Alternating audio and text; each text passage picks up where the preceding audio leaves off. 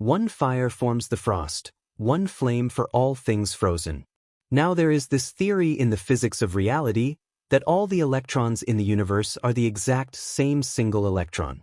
This theory does not have the necessary confidence in science. Notwithstanding, my intuition suggests to me that for the material world to be hanging in space, as it were, it must be grounded on something, and this something must be a single and same element. This particle, as it were, is the same right through all the material world. All things, molecules and whatnot, cannot be all divergent. This would cause dissipation. A single thing which is the same must be the bedrock. Now on to a slightly different idea. There is something amazing inside existence, its dimensions. A unique qualitative physics, a spiritual physics if you would, because we must incorporate consciousness into the equation. Imagine there are 100 dots in space. In some dimension, all 100 are the same, sameness as in some sense of desire, or want, a state of being, a direction. Now when a single one, just one, becomes unaware of the other 99, the whole state of the thing changes. The 99 dots also change in their collective state. It is a physics inside existence.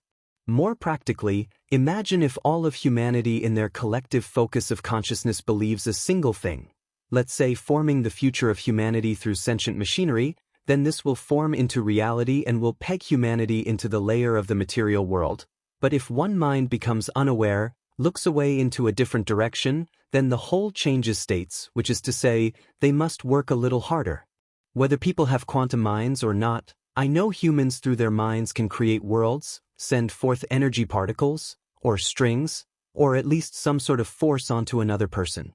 The pathological sender, who wants to absorb you into their world being an actual domain in the dimensions, sends forth these strings or strands over you.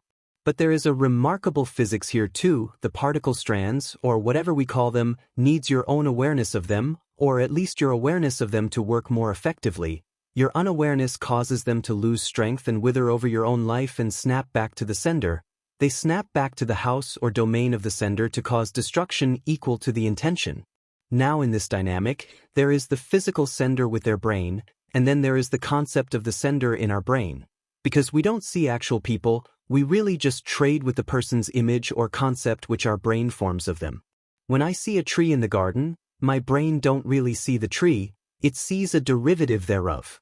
It made a copy, placed it in my brain, and now I see it via my brain.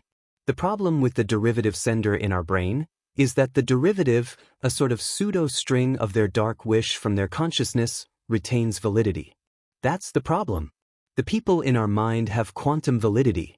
If you have a dialogue in your mind with someone, the trades are valid, and if the actual physical person had sent forth dark wishes to you, your awareness and trades with the pseudo-strand, the image of the person, makes the trade valid, and you are bound to it.